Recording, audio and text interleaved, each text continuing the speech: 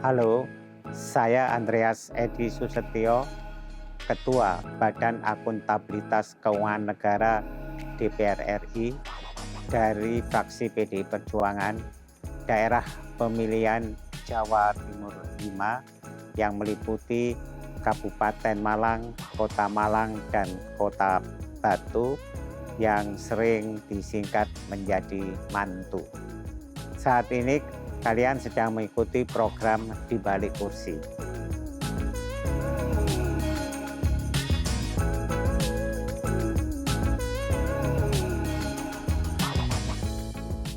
Ya, ketertarikan saya di bidang politik itu sebetulnya sejak saya masih berada di bangku SMA. Karena itu kemudian saya banyak mengikuti kegiatan di sekolah ya sebagai pimpinan waktu itu OSIS gitu ya, dan berbagai kegiatan yang berkaitan dengan kemasyarakatan. Namun waktu itu setelah kuliah, saya kuliah di ITS selesai tahun 1984, saya langsung bekerja di perusahaan asing, yaitu di perusahaan komputer IBM waktu itu. Dan saya mulai memang berkiprah di luar Indonesia, ya, mulai dari Hong Kong di IBM, terus kemudian juga ke Amerika Serikat, ya, Bangkok, dan akhirnya di tahun 1995 saya bergabung di Bank Niaga, ya, menjadi salah satu direksi. Ya, setelah itu tahun 2006 saya bergerak di bidang berkiprah di dunia internasional, mulai sebagai advisors, baik itu di Bank of China, juga di berbagai lembaga industri keuangan, sampai tahun 2014. Jadi memang hampir 30 tahun, dari 1984 sampai 2014 saya berada sebagai profesional di industri keuangan. Ya, pada tahun 2014 saya terpilih sebagai anggota DPR RI, ya, dari Partai Demokrasi Indonesia Perjuangan. Sebagai seorang banker itu kita selalu mengikuti aturan yang ada, ya. Nah, tapi kalau di DPR kita membuat aturan lewat fungsi legislasi kita, ya. Terus sebagai bankers itu salah satu yang karakteristik utama itu bankers itu adalah my word is my bond. Jadi kalau bicara itu tentu semua diperhitungkan, sangat hati-hati, yang disebut dengan prudent gitu ya, dan sedikit bicara lebih baik. Sedangkan kalau di legislator sebagai anggota parlemen itu tugasnya malah justru berbicara, ya.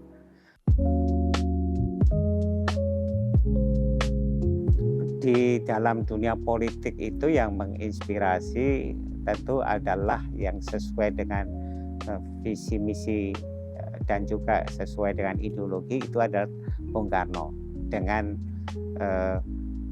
trisaktinya, yaitu berdaulat di bidang politik, berdikari di bidang ekonomi, dan berkepribadian dalam kebudayaan. Dan yang kedua itu ya Ibu Megawati Soekarno Putri, yang menjadikan politik sebagai wujud peradaban. Dan yang ketiga ini Paus Fransiskus, karena saya dari agama Katolik, yang menjadikan politik sebagai wujud tertinggi dari kasih dan pelayanan.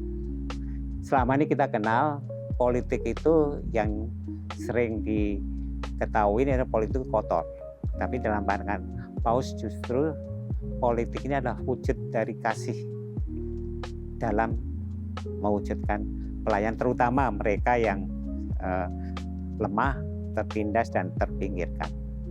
Nah, karena itu saya melihat politik itu adalah sebagai panggilan untuk melayani orang lain, terutama yang lemah, untuk mewujudkan kesejahteraan bersama atau yang disebut dengan bonum communis.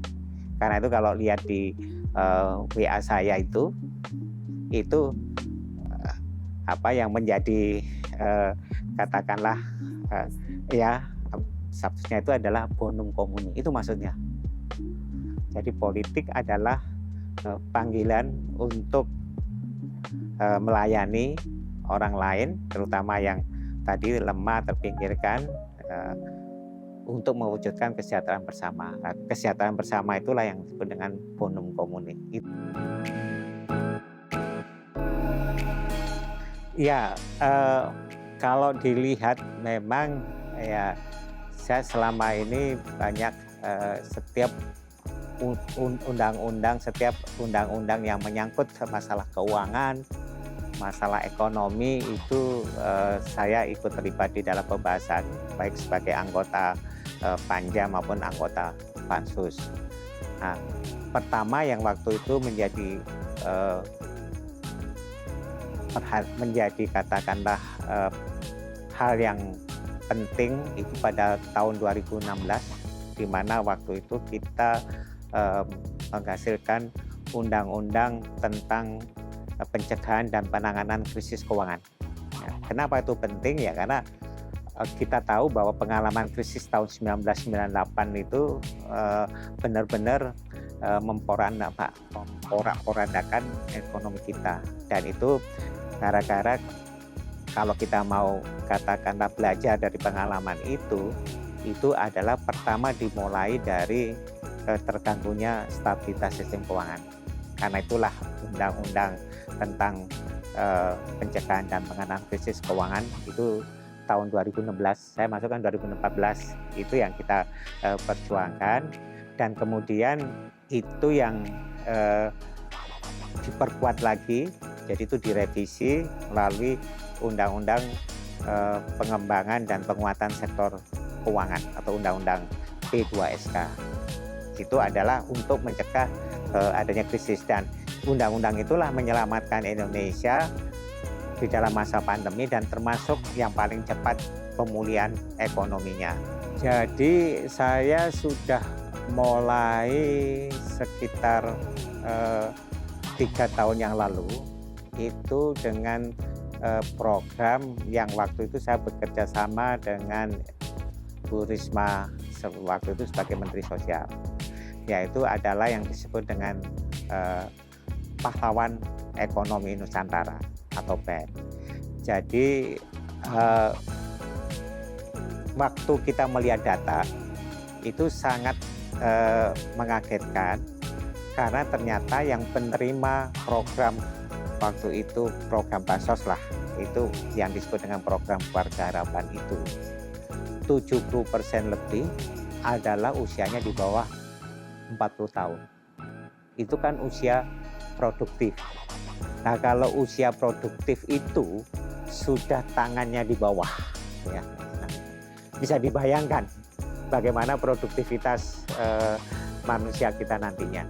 Dan kalau mereka tidak mempunyai penghasilan, ya seperti yang kita alami di dapil saya itu implikasinya bukan hanya untuk dirinya sendiri, tetapi juga dengan keluarga.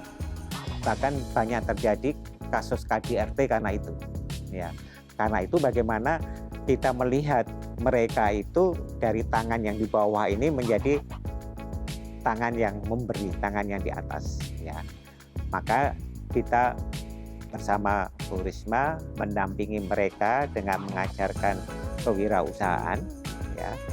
Dan ternyata dari mereka yang menerima bansos itu yang rata-rata waktu 300.000, ya, dalam waktu 6 bulan itu dari sekitar waktu itu yang ikut program itu ada sekitar sekitar 700-an, itu 200-nya bisa mandiri dan penghasilannya, peningkatannya bisa meningkat 4 kali lipat, 4 sampai 5 kali lipat. Bahkan mereka bisa memberikan pekerjaan. Dan yang lebih menarik lagi, ternyata ada disabilitas yang nggak punya kaki, nggak punya, istilahnya itu pakai ini. Itu dengan dibantu alat. Jadi mereka bisa berjualan, omsetnya sehari bisa 1 juta. Oke, Bapak, cash atau cashless? Cashless, Kenapa? karena ini adalah keniscayaan. Oke. Nabung emas atau nabung emas atau reksadana? Reksadana, Karena karena emas sudah termasuk di dalam kelompok saham yang bisa masuk ke reksadana. bisa keduanya aja. Ya, Oke, financial planner atau belajar mandiri?